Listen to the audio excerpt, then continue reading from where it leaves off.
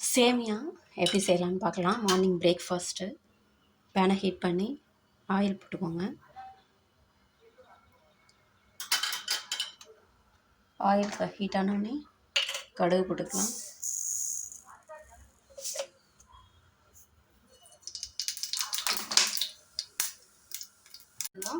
பச்சை மிளகாய், கருவேப்பிலை, வெங்காயம் எல்லாம் ஆட் பண்ணிக்கலாம்.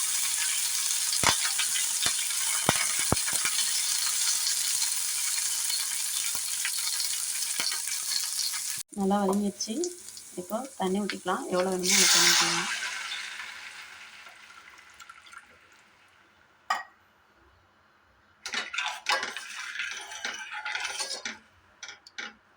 இந்த ஸ்டேஜில் உப்பு போட்டுக்கோங்க. எவ்வளோ வேணுமோ அவ்வளோ உப்பு போட்டுக்கோங்க. இது நல்லா கொதிக்கிட்டோம். கொதிக்குது. இந்த ஸ்டேஜில் சேமியா ஆட் பண்ணுங்க.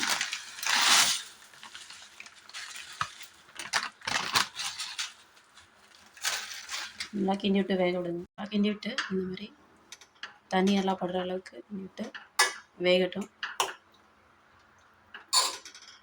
ரெடி ஆயிடுச்சு சேமியா. சாப்பிட்லாம். மார்னிங் பிரேக்ஃபாஸ்ட் சேமியா. எல்லோரும் இதே மாதிரி செஞ்சு சாப்பிடுங்க. ரொம்ப டேஸ்டியாக இருக்கும். பாய்.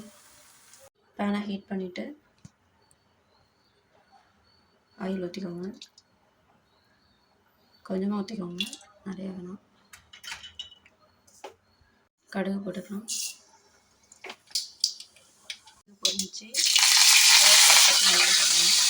எடுத்தாச்சு. இதில் கொஞ்சம் பூண்டு சேர்த்துக்கணும். இதில் கொஞ்சம் கொத்தமல்லி சேர்த்துக்கோங்க. இதில் கொஞ்சம் மிளகாய் சேர்த்துட்டு அதுக்கப்புறம் தக்காளி புழிஞ்சிக்கலாம். நான் வந்து ஒரு தக்காளி எடுத்திருக்கேன். அதை நல்லா அப்படி புழிஞ்சுக்கோங்க.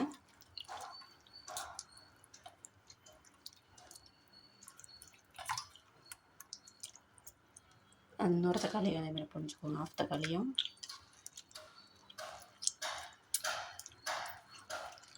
நல்லா கையிலேயே பிசையணும். நல்லா அப்போ தான் டேஸ்ட்டாக இருக்கும். மிளகு சீரகம் வந்து ஃபஸ்ட்லேயே எண்ணெயில் போட்டுறாதீங்க, கசக்கும். ரசத்தோட டேஸ்ட்டு மாறிடும். அதனால் லாஸ்ட்டாக வந்து போட்டுக்கோங்க.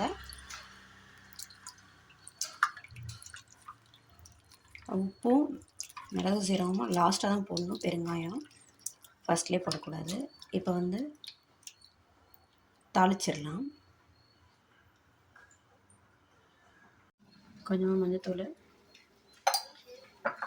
பெருங்காயம், உப்பு, மிளகு சீரகம் லாஸ்ட்டாக போடணும். இது கொஞ்சம் நேரம் இருக்கட்டும். பருப்பு தண்ணி லாஸ்ட்டாக ஆட் பண்ணிக்கலாம். இந்த அளவுக்கு இடிச்சாச்சு. இதை ட்ரான்ஸ்ஃபர் பண்ணிட்டு அடுத்து பூண்டு இடிச்சுக்கலாம். இந்த அளவுக்கு இடிஞ்சதும் மிளகு சேர்த்துக்கலாம். மிளகு சேர்த்து இடிச்சிக்கலாம். இந்த அளவுக்கு இடிச்சாச்சு. அடுத்து எப்படி ரசம் வைக்கலான்னு பார்க்கலாம். இது பெருங்காயத்தூள் போட்டுக்கலாம்.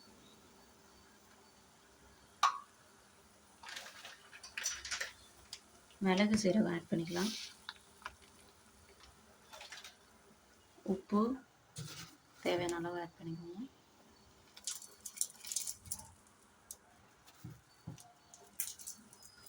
அவ்வளோதான். பருப்பு தண்ணியில் ஆட் பண்ணிக்கலாம். பருப்பு தண்ணி எடுத்து வச்சுருக்கேன். இதில் ஆட் பண்ணால் முடிஞ்சிச்சு. ஆஃப் பண்ணிவிடுங்க.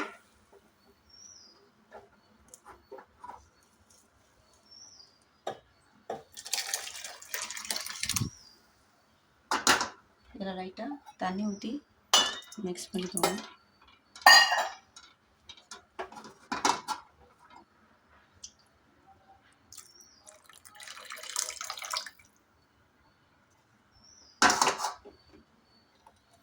அவ்வளோதான். டேஸ்டியான ரசம் ரெடி.